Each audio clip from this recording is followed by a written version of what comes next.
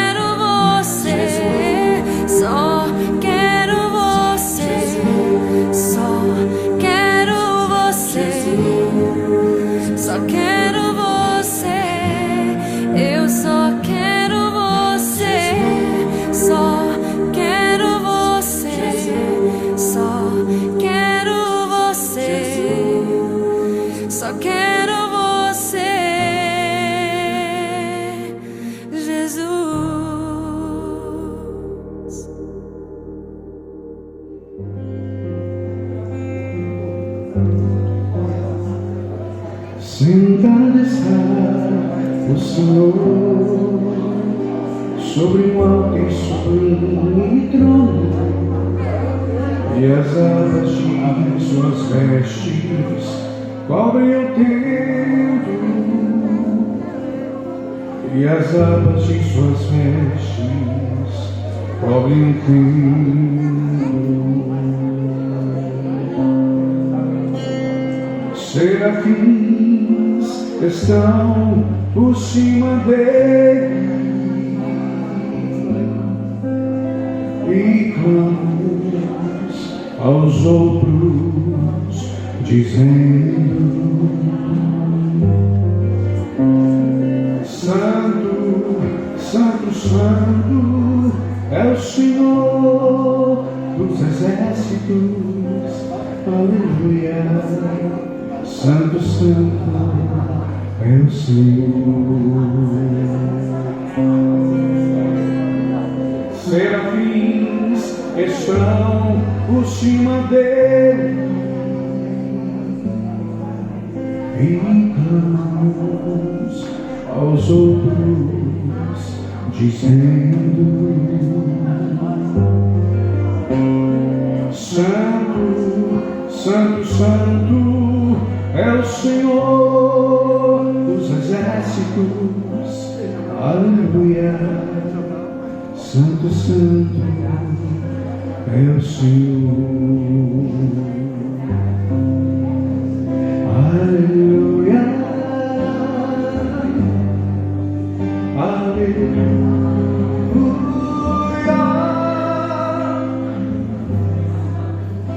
E toda a terra se enche da sua glória, aleluia, aleluia.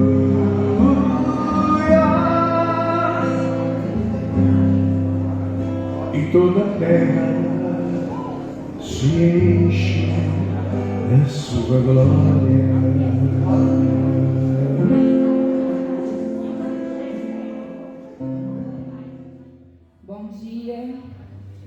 Queria pedir para os irmãos colocarem de pé e abrir a Bíblia de vocês em 1 Tessalonicenses 5, a partir do verso 16.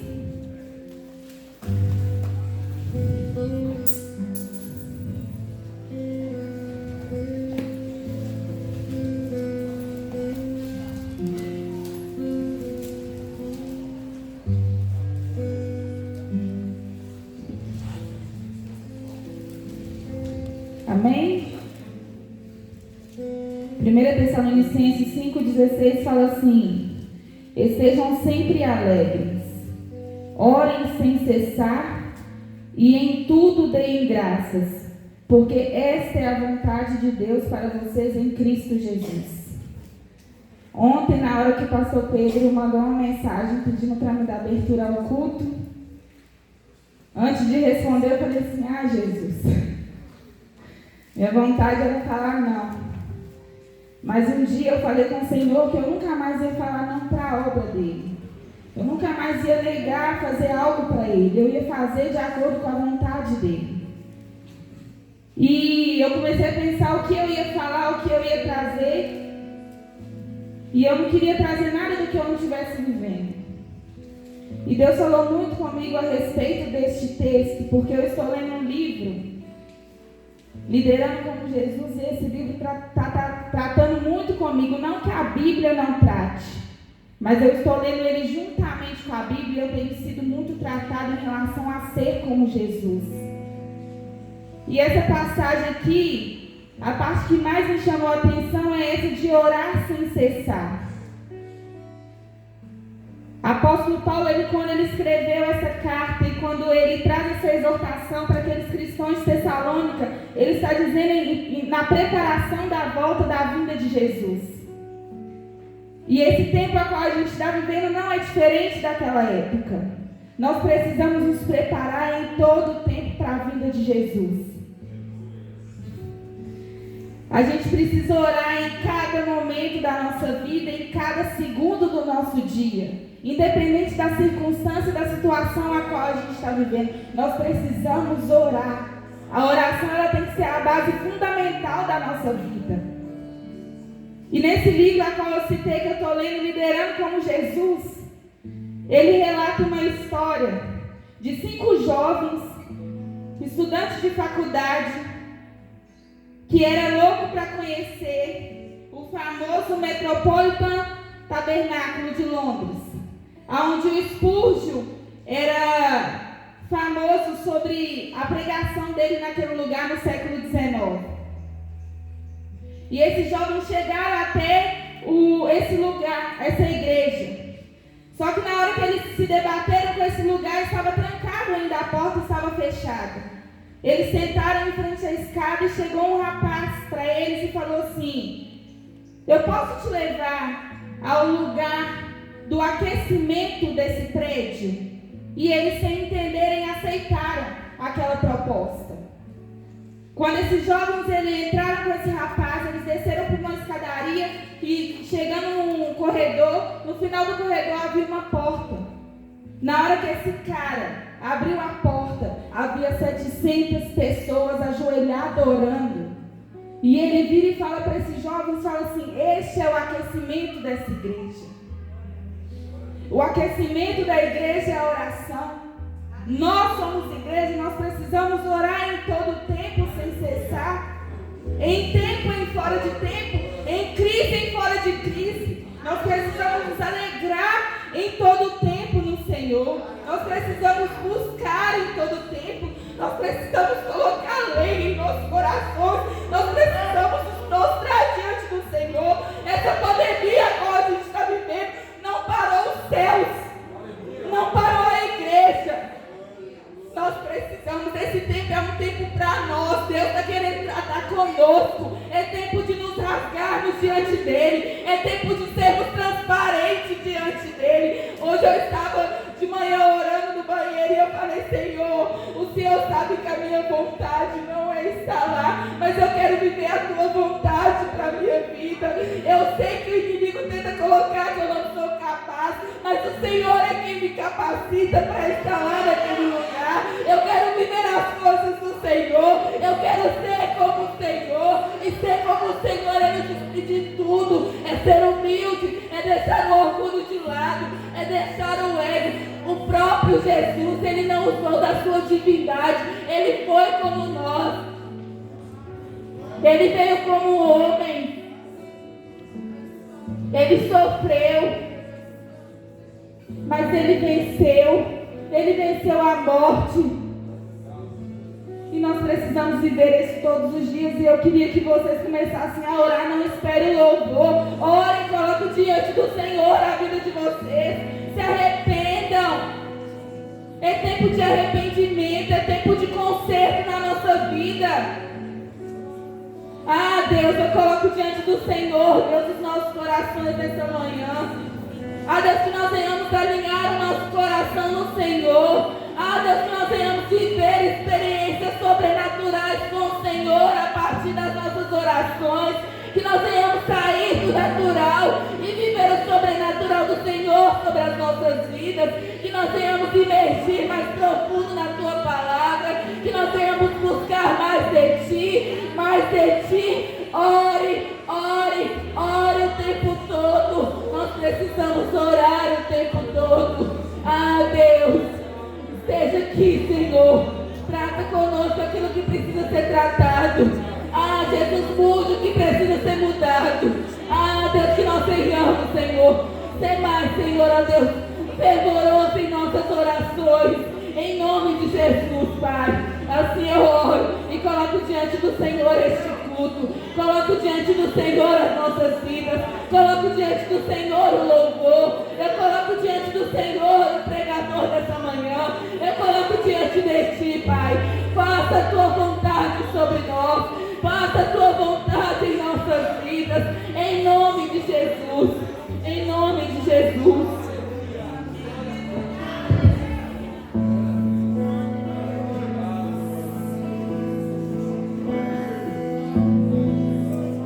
Bom dia, irmãos, a paz do Senhor. Deus é bom.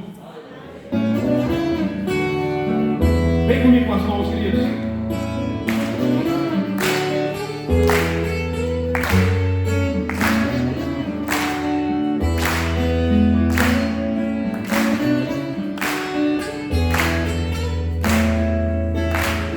Sim, Deus é fiel para cumprir toda a palavra dita a mim. Deus é fiel, Deus é fiel. Ouve, meu bem, nessas promessas. Sim, Deus é fiel para cumprir toda a promessa dita a mim. Deus é fiel, Deus é fiel. Então diga bem forte aí. Eu não morrerei enquanto o Senhor não cumprir em mim. Oh Deus, todos os sonhos que Ele mesmo sonhou pra mim. Eu quero viver em santidade e adoração. Oh Deus, pois é só dele, somente dele o meu coração. Aleluia!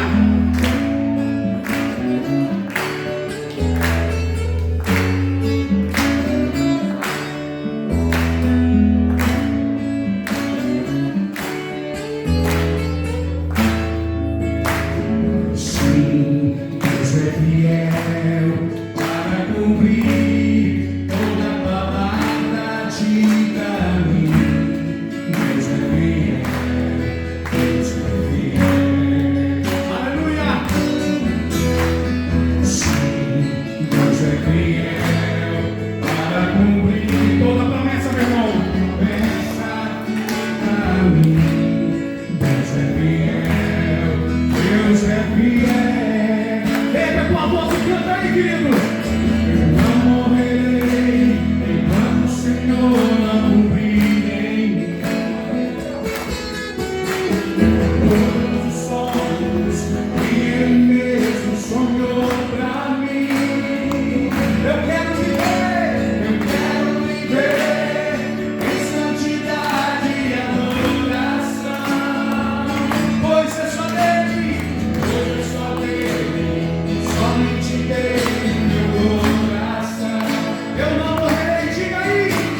Eu não morrerei enquanto o Senhor não cumprir em mim. Na verdade, todos os sonhos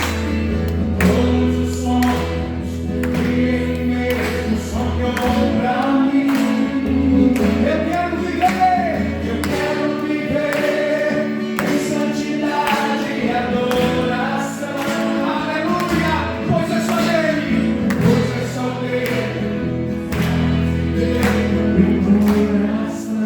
Levante as suas mãos, pois é só dele, diga aí. Pois é só dele, somente dele o meu coração. No ato profético agora bem alto, eu não morrerei. Eu não morrerei enquanto o Senhor não cumprir em mim. Oh Deus, todos os sonhos que Ele mesmo sonhou pra mim. Então diga aí, igreja, eu quero viver em santidade e adoração. Oh Deus, pois é só dele, somente dele o meu coração. Pois é só dele, somente dele o meu coração.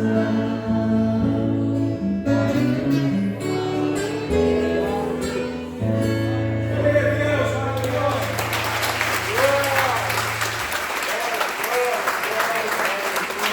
Deus está aqui nesse lugar, querido.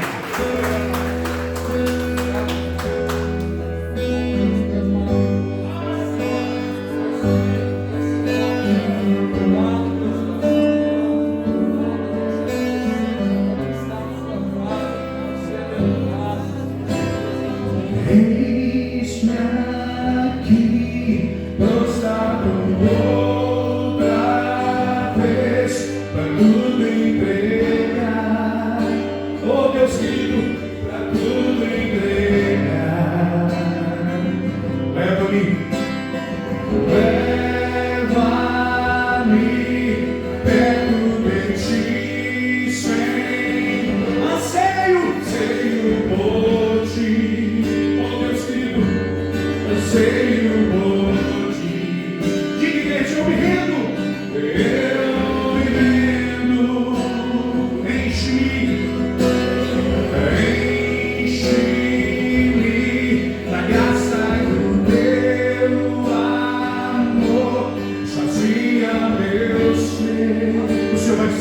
querido, sacia meu ser. Abraça-me, abraça-me, ouve o meu clamor, fala pra mim. O Senhor vai te falar nesta manhã, querido. Levante suas mãos e cante.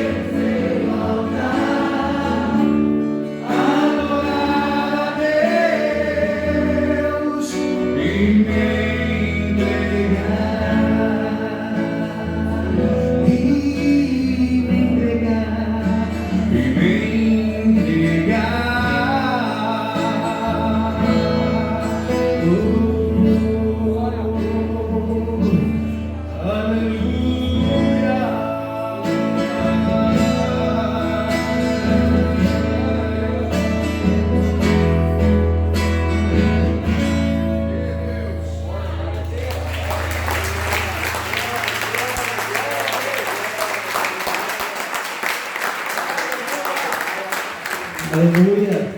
Louvado seja Deus. A paz do Senhor, irmãos. Podem se sentar. Que bênção essa maravilhosa oportunidade que nós temos. Aleluia. De adorar o Senhor. Que momento sublime. Que privilégio. Você é um privilegiado por essa oportunidade tão grande de estar aqui nesse dia engrandecendo o nome do Senhor. Amém? As crianças já podem se direcionar para essa linha. Amém? Crianças de 3 a 11 anos. Glória a Deus. Queria ler um texto com os irmãos para falar sobre dízimos e ofertas, que está em Gálatas, capítulo 4. Gálatas 4, o verso 1. Amém? O texto nos diz assim: afirmo, porém, que durante todo o tempo em que o herdeiro é menor de idade, ele em nada é diferente de um escravo, mesmo sendo o dono de tudo. No entanto, está sujeito a tutores e administradores, até o tempo determinado por seu pai. Da mesma forma, nós, quando éramos menores, estávamos debaixo de um sistema que nos escravizava aos princípios básicos deste mundo. Todavia, quando chegou a plenitude dos tempos, Deus enviou seu Filho, nascido de mulher, nascido também debaixo da autoridade da lei, para resgatar os que estavam subjugados pela lei, a fim de que recebêssemos a adoção de filhos. E porque sois filhos, Deus enviou o Espírito de seu Filho para habitar em vossos corações, e ele clama: Abba, Pai. Portanto, tu não és mais escravo, mas filho, e sendo filho, és igualmente pleno herdeiro por decreto de Deus. Amém? Conversando com algumas pessoas essa semana, e hoje de manhã com minha esposa, eu fiz uma pergunta para ela. Eu perguntei para ela se ela conseguia olhar para Deus como um pai. De fato, como nós olhamos para os nossos pais, eu perguntei para ela se ela conseguia olhar para Deus e sentir que Deus era pai dela. Essa semana também uma pessoa no aconselhamento disse que ela tinha dificuldade em se sentir filha de Deus. Parece uma coisa muito simples, mas faz todo sentido para a nossa vida. Porque quando nós fazemos parte de uma igreja, de uma instituição religiosa, nós temos um padrão. Porque a pessoa que se entrega para uma religião, ela tem um certo comportamento, ela tem restrições, ela tem um conjunto de regras impostos muitas vezes pela religião.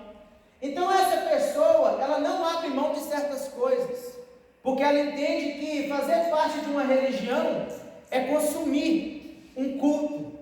Ela entende que um culto é um lugar de consumir um louvor, de consumir uma pregação, mas ela não se compromete a um nível maior.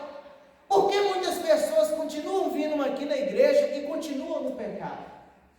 Por que muitas pessoas continuam vindo aqui e não se envolvem com a vida da igreja? Porque elas não entenderam ainda o maior propósito da morte de Jesus Cristo. Porque Jesus, ele era um filho unigênito, um único filho, mas através da sua morte ele se tornou o filho primogênito, é o primeiro de muitos. Então nós também nos tornamos filhos de Deus.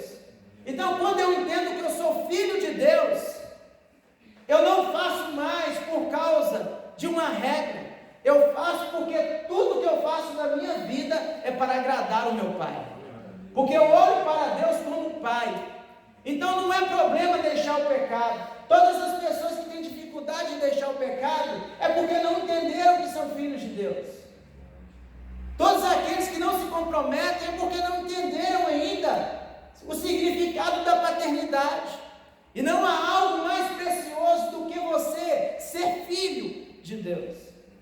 Isso também quando nós ofertamos e dizimamos. Porque muitos dizem assim: eu não vou dar dinheiro para a igreja e nem para o pastor, porque eles não entendem que são filhos.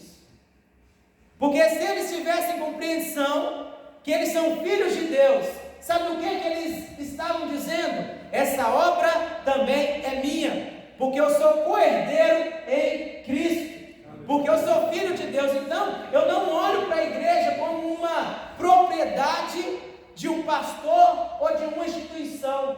Eu olho a igreja como a propriedade do meu Pai, e o que é do meu Pai também passa a ser meu. Logo eu não tenho mais dificuldade em abrir mão de certas coisas. Se você tem dificuldade de abrir mão de certas coisas quanto à obra de Deus, é porque você não entendeu ainda que você também é dono dela, porque você é filho.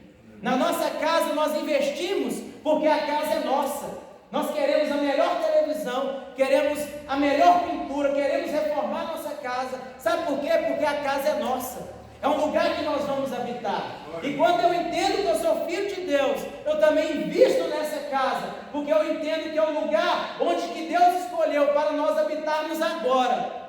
Mas em um tempo muito breve, nós estaremos reinando em uma casa celestial. Mas aqueles que entenderam isso aqui, é que vão desfrutar do benefício de ser filhos lá. Então é tempo de nós entendermos que somos filhos de Deus.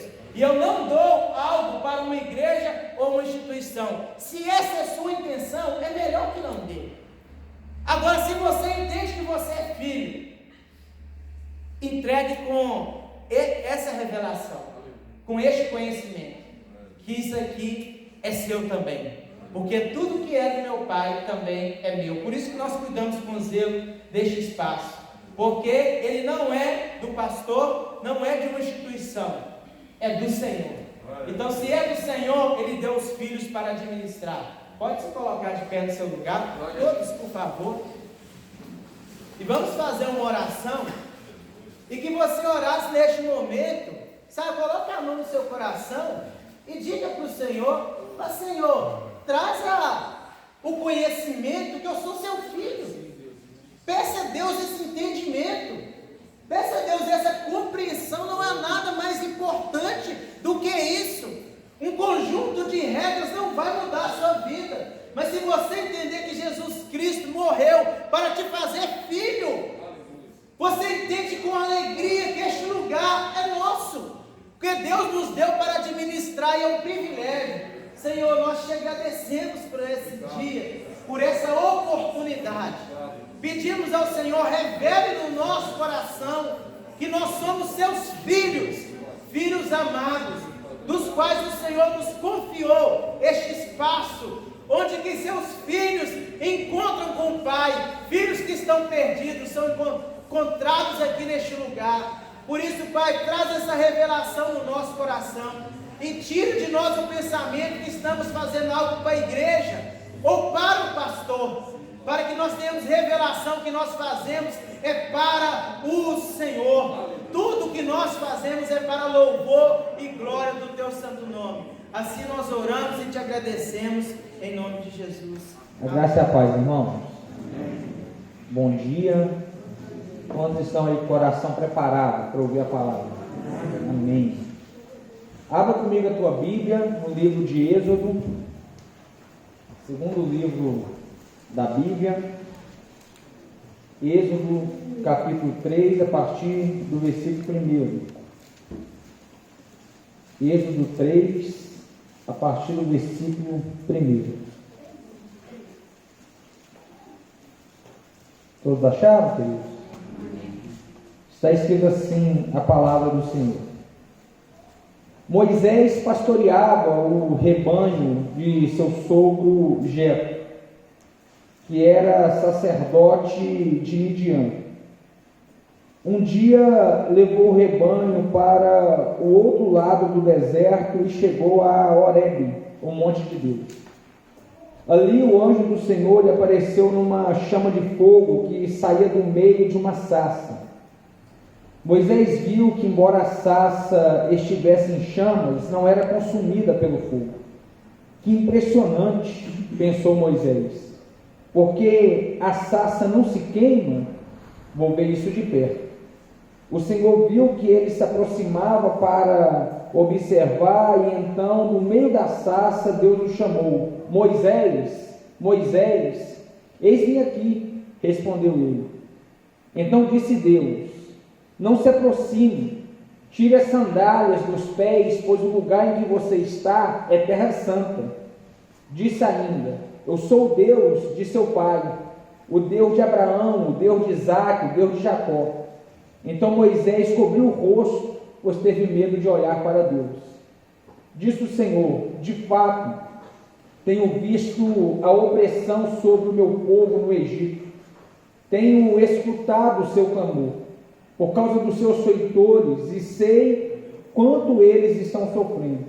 Por isso desci para livrá-los das mãos dos egípcios e tirá-los daqui para uma terra boa e vasta, onde manam leite e mel, a terra dos cananeus, dos hititas, dos amorreus, dos fariseus, dos heveus e dos jebuseus, ferezeus. Pois agora o clamor dos israelitas chegou a mim, e tenho visto como os egípcios os oprimem. Vá, pois agora eu o envio ao faraó para tirar do Egito o meu povo, os israelitas. Moisés, porém, respondeu a Deus: quem sou eu para apresentar-me ao faraó e tirar os israelitas do Egito? Deus afirmou: eu estarei com você. Essa é a prova de que sou eu em quem o envia. Quando você tirar o povo do Egito, vocês prestarão culto a Deus neste monte. Amém? Deus, obrigado por essa palavra. Fale conosco. Me use por misericórdia e graça, em nome de Jesus. Amém. Queridos, essa semana,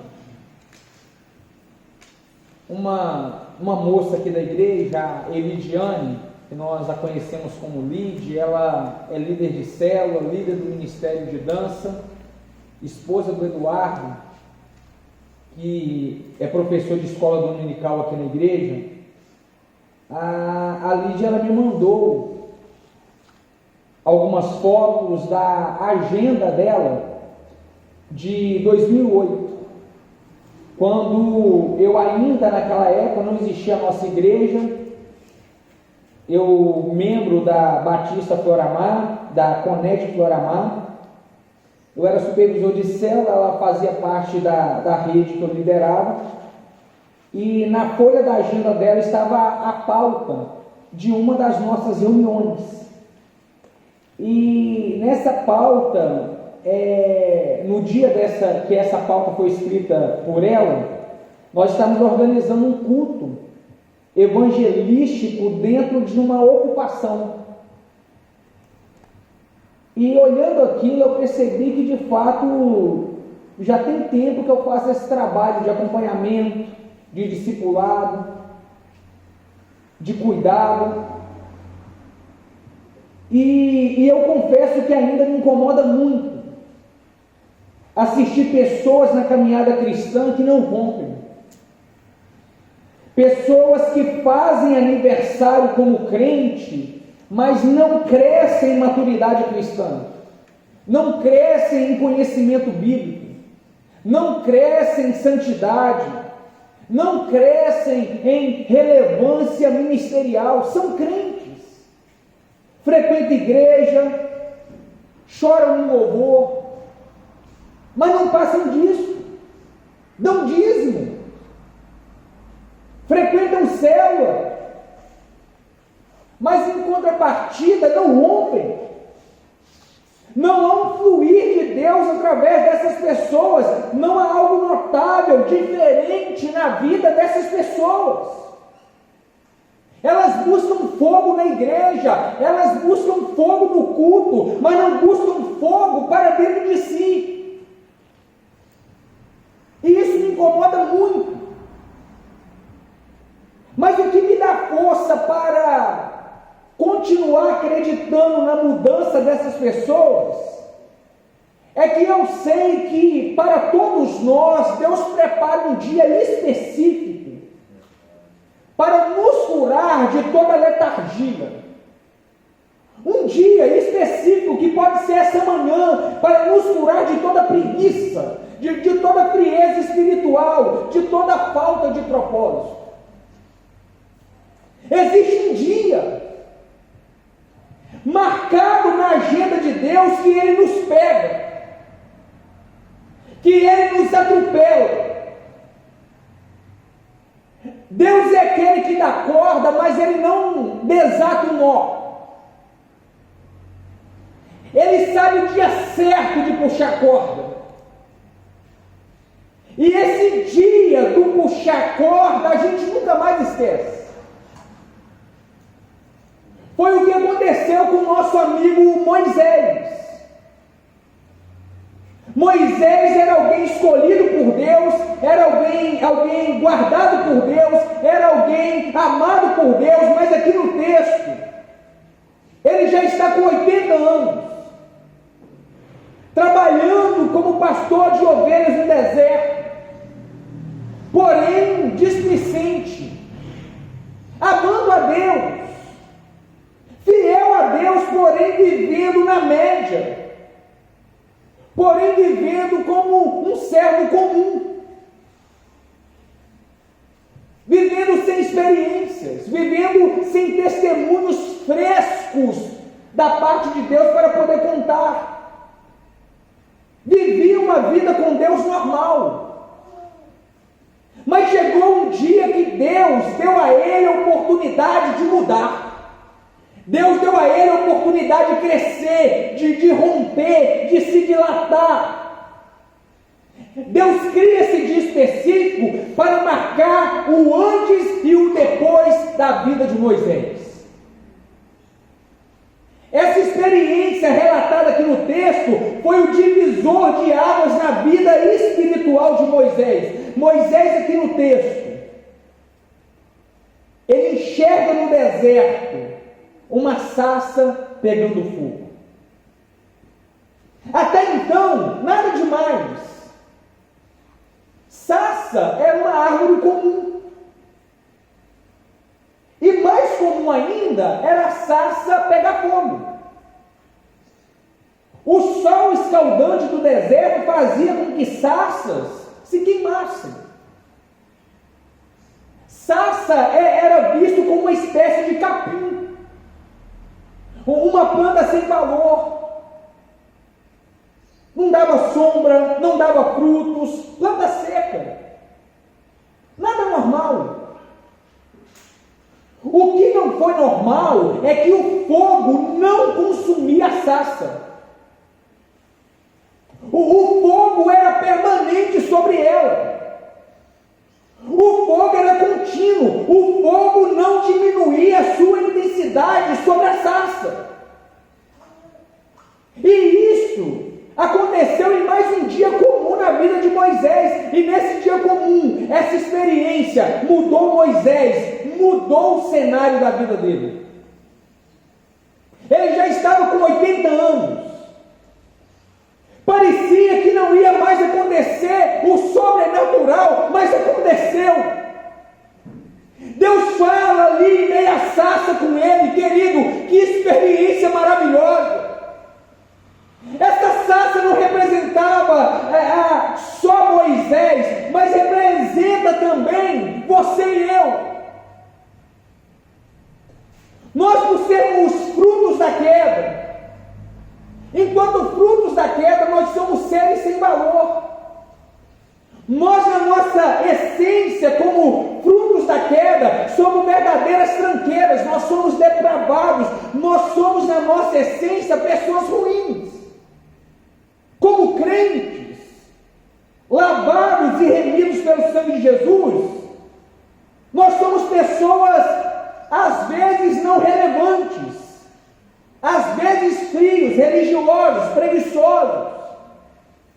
E esse fogo aqui que queima e não consome a sarça, é esse avivamento, é essa experiência, é essa marca que talvez você precisa para ser diferente a partir de hoje. Para você crescer em Deus sem medidas, para você crescer espiritualmente a partir de hoje, para você se desenvolver com solidez, para você se desenvolver com constância, para você se desenvolver com resiliência. Avivamento pessoal é o que você precisa hoje para mudar como cristão de uma vez por todas. Para você mudar e se tornar uma labareda de fogo, como a Bíblia nos pede para sermos. A sarça aqui não tinha valor nenhum, até que a sarça recebeu um fogo que não a consumia. Esse fogo aqui no texto, ele dá valor para a sarça que há pouco tempo atrás não tinha valor nenhum. Nós precisamos desse fogo, que uma vez em nós ele não vai sair mais, que uma vez em nós ele não vai se apagar mais. Precisamos desse fogo que aquece, precisamos desse fogo que transforma, precisamos desse fogo que nos deixa cicatrizados. Nós precisamos desse fogo que vai mudar tudo em nós, que nos faz colocar todo o nosso potencial em prática. Dentro de Moisés existia a maior figura do Velho Testamento. Dentro de Moisés existia aquele que iria libertar todo o povo de Israel. Dentro de Moisés existia um dos maiores líderes de todos os tempos. Mas tudo isso só saiu para fora depois da experiência com o fogo de Deus. Nossa geração tem se contentado em viver uma vida cristã comum. Uma vida cristã sem carregar consigo uma experiência com o fogo de Deus. Antes de Moisés ser usado para libertar o povo, antes de Moisés viver experiências poderosas, como por exemplo, ver o mar vermelho se abrindo, antes de Moisés ser um líder inspirador, antes de Moisés ouvir a Deus, ser direcionado por Deus, de ter autoridade sobre o povo, Moisés teve um encontro com o fogo. Moisés teve uma experiência que o marcou. Como nós precisamos desse fogo, como nossa geração precisa desse fogo, como nossas igrejas locais precisam desse fogo. Eu não estou aqui nessa igreja trabalhando já há 10 anos para encher cadeiras. Eu estou aqui trabalhando para encher pessoas do fogo. E por favor, não identifique esse fogo apenas como manifestações externas, apenas como línguas estranhas, pulos, arrepios, gritos, etc. Eu creio que essas coisas podem fazer parte, eu creio. Porém, o fogo que marca, o fogo que vira a chave no nosso ministério, na nossa casa, é o fogo que transforma as nossas vidas. O fogo que marca de verdade, mais do que te dá um dom, ele te faz gerar o fruto do Espírito. Porque se só falar em línguas, entregar profecias, rodopiar, cair no chão, fosse o maior sinal de transformação na vida de um crente, não existiria pastores pentecostais em adultério. Não existiria irmã do coque do poder fofoqueira. Não existiriam jovens do reteté, subidores de monte, pegando as irmãzinhas da igreja escondidos.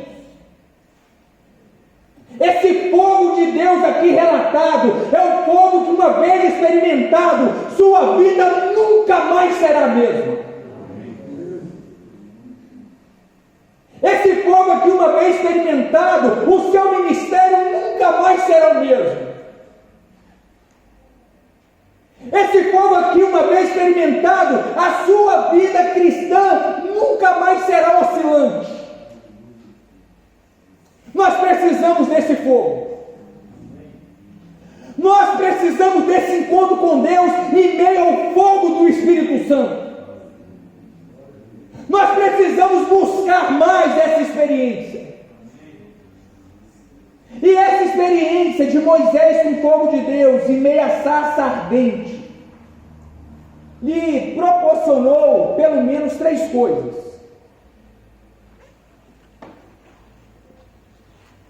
O fogo nos faz romper com os vícios do passado, com os trejeitos do passado, com o que carregávamos na nossa vida no passado.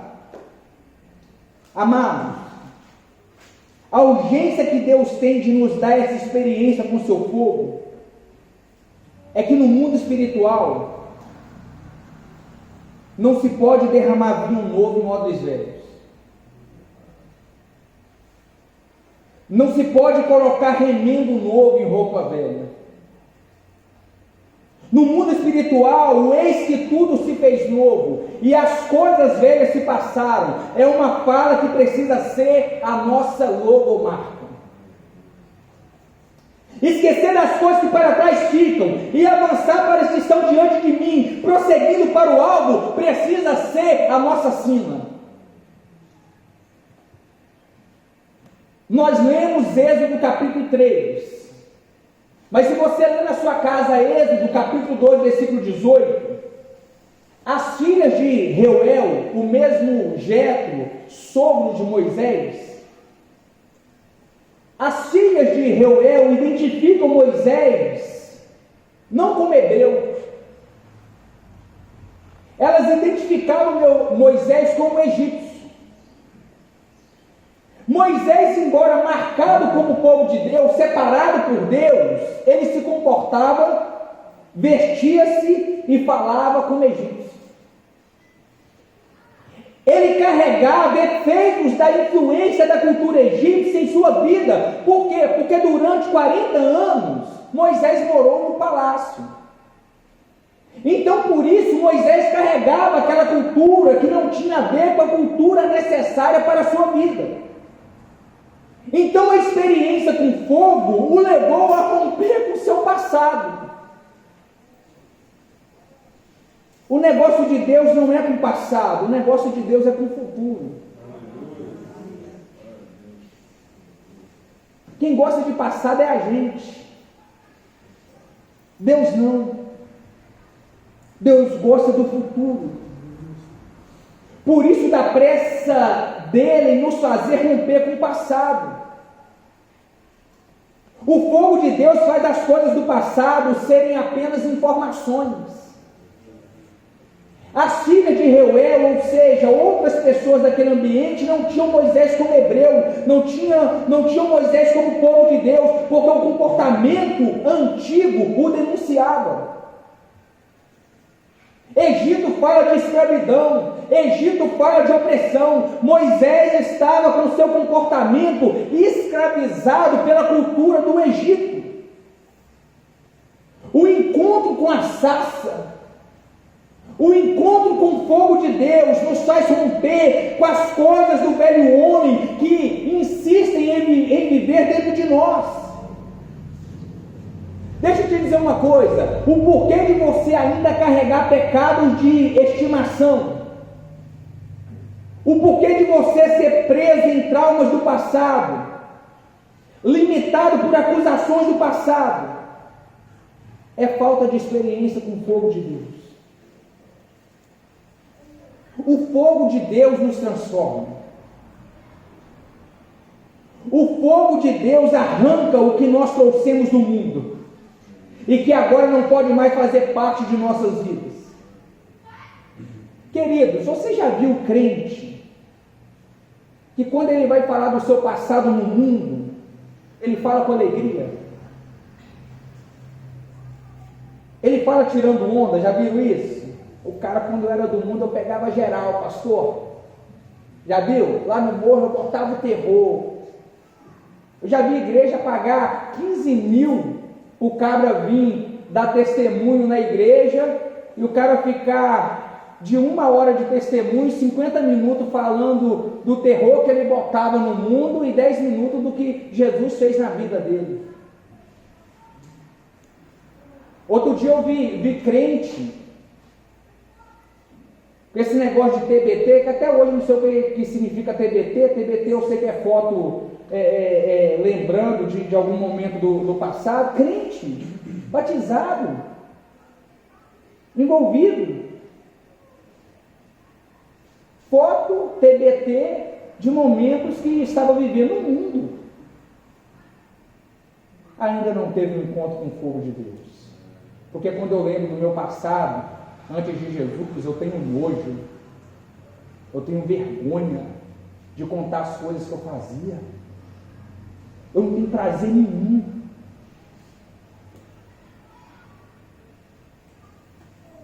Sabe por que existem pessoas assim?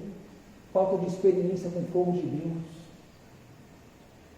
Se para os seus amigos, os seus parentes, você continua o mesmo de antes, eu te sugiro aceitar essa experiência com o fogo de Deus. A experiência com o fogo de Deus trouxe nova vida, trouxe nova postura no pensar e na vida de Moisés. Aquela experiência mudou Moisés para sempre. Aquela experiência tratou com o caráter de Moisés, tratou com o temperamento de Moisés, amado. O fogo de Deus tratou tanto com o temperamento de Moisés, que no capítulo 2, bem no início, antes do encontro dele com o fogo de Deus, ele se irou tanto com um soldado egípcio que estava maltratando um hebreu. Ele ficou tão irado que ele bateu nesse soldado até matá-lo. Aí no capítulo 3 ele tem experiência. Aí depois de algum tempo da experiência com fogo, lá em Números capítulo 12, depois dessa experiência com fogo, esse mesmo Moisés que um dia matou alguém, a Bíblia diz que ele se tornou um homem paciente e considerado o mais humilde da terra. O fogo de Deus tem poder de fazer uma verdadeira mutação em nós. Quando o profeta Isaías teve encontro com Deus em Isaías capítulo 6, e ele mesmo confessa que ele era um homem de lábios impuros, um anjo vem até Isaías e toca nos lábios de Isaías com o quê? Com fogo.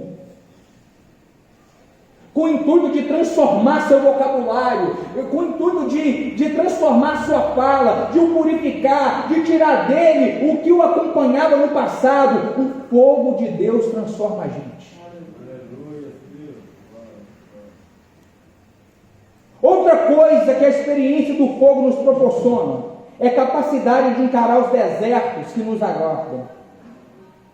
Depois da experiência que no texto passasse pegando fogo, Moisés teria que caminhar por mais 40 anos guiando todo o povo de Israel pelo deserto. Olha aqui para mim, o primeiro presente que é unção, que o fogo de Deus te traz, é perseguição e problema. Só estará pronto para peregrinar pelo deserto sem desistir aquele que tiver uma experiência com o fogo de Deus. O deserto na vida do crente não é uma punição, é um estágio onde Deus forja o nosso caráter. Deus usa o deserto para nos modelar por fora e nos ajeitar por dentro. O deserto é a escola do amadurecimento. Porém, nessa escola, muitos já ficaram para trás, muitos já foram reprovados, muitos já foram envergonhados. É porque faltou a esses uma experiência real, ou talvez uma experiência um pouco mais longa com o fogo de Deus. Atravessar o deserto significa ter que caminhar da forma certa, ter que caminhar sem perder as raízes, ter que caminhar sem perder a essência, ter que caminhar sem perder o vigor. Quando você lê Deuteronômio 34:7, lá está escrito assim: era Moisés da idade de 120 anos quando morreu, os seus olhos nunca se escureceram, nem perdeu o seu vigor. Atravessou o deserto sem perder o anelo, sem perder a paixão. Atravessou o deserto, é verdade, mas atravessou sem perder o primeiro amor, sem se desviar do propósito. Tudo isso porque um dia ele teve verdadeiramente uma experiência única com o seu Deus através do fogo. O que vai evidenciar sua experiência com o fogo de Deus não é o quanto de barulho você faz em um culto. O que vai evidenciar sua experiência com o fogo de Deus não serão apenas os seus dons espirituais. O que vai evidenciar sua experiência com o fogo de Deus é o seu nível de permanência, é a solidez da sua fé e da sua perseverança. A resiliência, a bênção da permanência na vida de Moisés foi gerada na experiência com fogo. Para quem tem o fogo de Deus, o deserto não destrói, o deserto fortifica. Você sabia que o deserto ele potencializa a nossa essência? No deserto, quem não tem o fogo de Deus fica menos crente. No deserto, quem tem o fogo de Deus, essa pessoa fica mais crente. É o mesmo deserto. Mas por que isso acontece? Porque o deserto potencializa quem você é de verdade. Quando alguém olhava para Moisés e via nele tanta garra, quando o pastor Pedro olhava para ele e via tanta perseverança, tantos motivos para desistir, mas ele não desistia, tantas experiências gloriosas conquistadas pelo caminho, quem olhava para ele não entendia por quê, mas ele entendia. Ele teve uma experiência com a presença, ele teve uma experiência com fogo, com a voz de Deus se revelando a ele. Se ali nos últimos dias da vida de Moisés, alguém o perguntasse: Moisés, o que te faz tão perseverante? O que te fez vencer tantos embates? O que te fez vencer tantas perseguições? O que te proporcionou tanta fé? Sabe o que ele iria responder com uma história? Ele dizer assim: olha, há 40 anos atrás, lá no deserto de Midian, enquanto eu pastoreava as ovelhas do meu sogro, eu avistei uma sarça. Essa sarça pegava fogo, mas o fogo não se apagava. E naquele fogo Deus falava. Eu entendi que a sarça era eu, que o fogo era Deus queimando em mim para sempre. Esse é o motivo porque eu não desisti. O fogo de Deus gera resiliência, o fogo de Deus gera perseverança, gera senso de propósito. Nós precisamos desse fogo. Nós precisamos desse fogo. Outra coisa que o fogo de Deus nos proporciona é total dependência de Deus. A voz que sai daquele fogo disse: tire as sandálias dos seus pés, porque o lugar que você pisa é santo. Tirar sandálias nesse contexto significa tirar o vestígio de autossuficiência.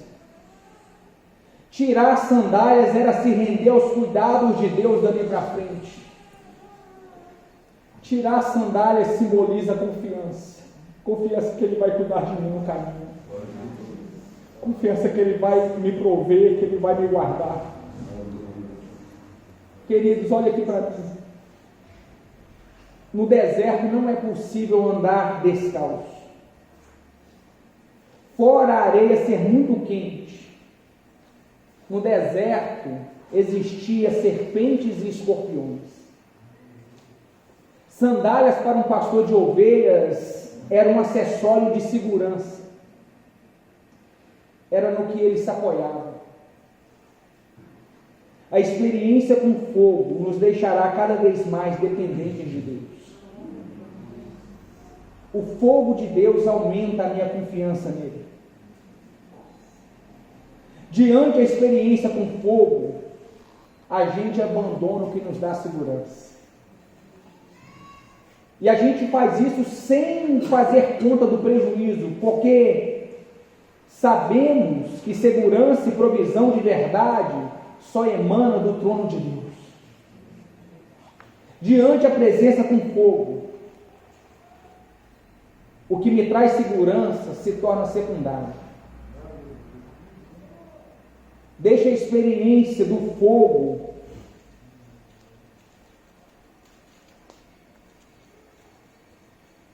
queimar a segurança que você tem no dinheiro.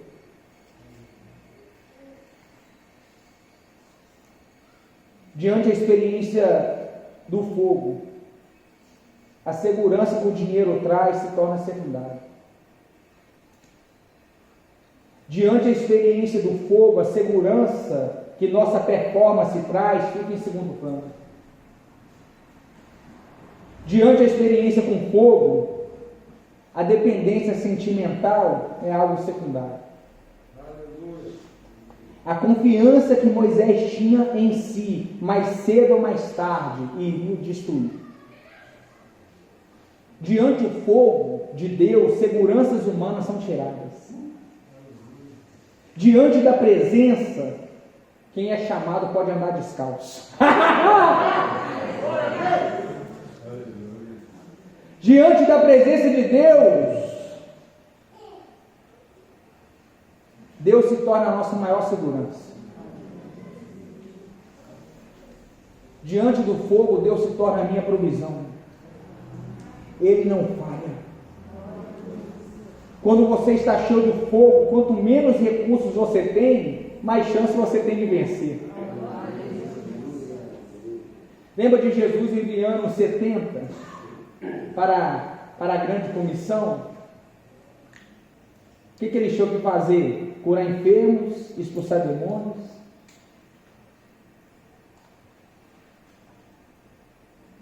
Aí Jesus diz assim: vocês vão? Vamos. Então deixe as bolsas e deixe o dinheiro. Porque para fazer minha missão, vocês não dependem de coisas, vocês dependem do meu fogo. Vá com o meu fogo. Eu despeço vocês com o meu fogo. E o resultado da grande comissão todo mundo já sabe.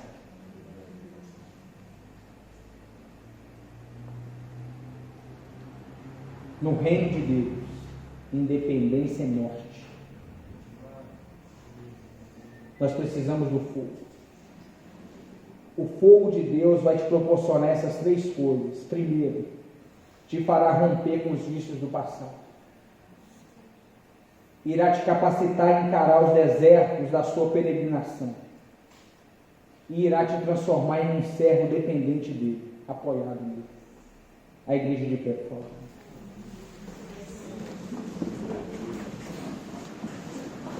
Vamos cantar que nós nos rendemos a Ele. Agasalhe essa palavra no seu coração nessa manhã. Adore a Deus, mas não perca o que você recebeu da parte dele nessa manhã. Busque o fogo de Deus, adorando a Ele, cantando a Ele. Oh Espírito, oh Espírito,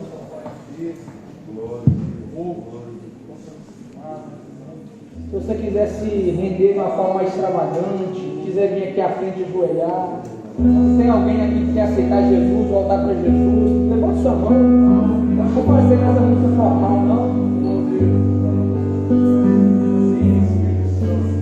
Adore, adore. Deixa fluir.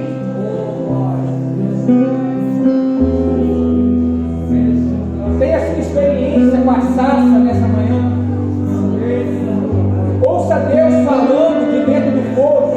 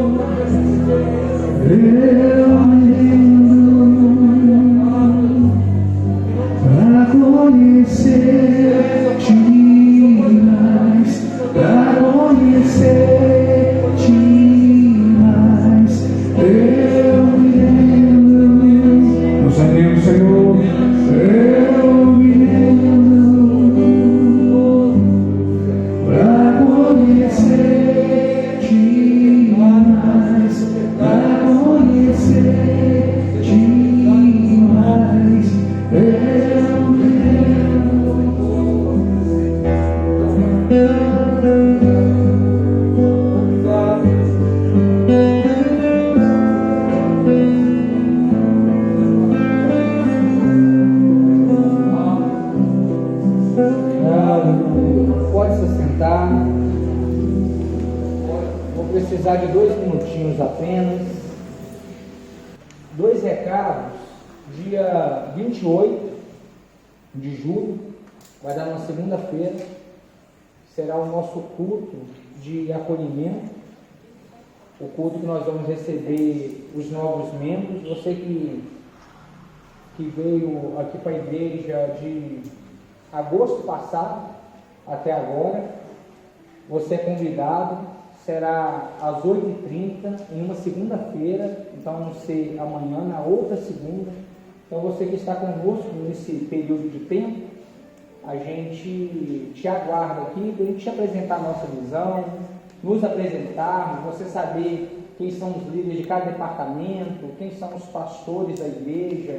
Então será uma noite muito abençoada, onde nós também vamos pregar uma palavra. Vai ser um tempo muito, muito gostoso. Então nós esperamos vocês. Outra coisa nós já fizemos por 2 vezes um evento aqui na igreja que se chama Células a Gosto de Deus. As 2 edições foram maravilhosas, mas foram presenciais. Foi um tempo de muita graça. E eu vou até pedir o Hélio depois para procurar esse trechinho. Na mensagem que eu preguei ano passado, eu disse que Deus iria transformar o agosto de Deus em uma conferência que iria trazer pessoas de outros estados para cá. Eu disse isso na mensagem. E veio a pandemia, e nós da Batista Cornélio Solimões, nós não estamos vendo a pandemia como uma crise, nós estamos vendo a pandemia como uma oportunidade de crescer. Então, já que a gente não vai poder colocar mais de 150 pessoas aqui fazendo assim um culto presencial, nós vamos fazer toda a conferência em um sábado à tarde, no dia 8 de agosto, vai começar às 2 horas da tarde, vai até às 18 horas, e Deus foi tão gracioso que nós conseguimos confirmar com os pastores mais relevantes que trabalham com célula no Brasil. Então vai ter um pastor que ele pastoreia a Igreja do Amor lá em Recife, pastor Arthur, pastor Cezinha, que tem uma igreja maravilhosa, 6.000 membros, 20% da cidade é membro da igreja dele, um trabalho relevante, uma pessoa de Deus, uma pessoa humilde, tem transformado a cidade, o trabalho da igreja dele, pastor Alvim, aqui em Formiga, é Formigas ou Formiga? Formiga? Cidade de Formiga, tem lá 6.000 membros, está abençoando demais a cidade. Então, esse outro do pastor Rafael lá do Espírito Santo, fazendo um trabalho maravilhoso, uma igreja muito parecida com a nossa. Então, vai ter eu, né? Nem tudo é perfeito, nem tudo é perfeito, né? Para não ficar 100%, eles me colocaram para cair um pouquinho. E então nós vamos estar transmitindo essa conferência no YouTube. Querido, a gente crê que nós vamos alcançar 2.000 pessoas. 2.000 pessoas no Brasil. Gente de outro país já confirmou que vai assistir a conferência com a gente. Vai ser tremendo. Então, se prepare para esse dia, prepare a sua pipoca. Se quiser fazer um churrasquinho também enquanto você assiste, pode ser quiser. A gente tem que assistir. Amém? Vai ser uma grande bênção em nome de Jesus. Amém, queridos? Vamos estar de pé.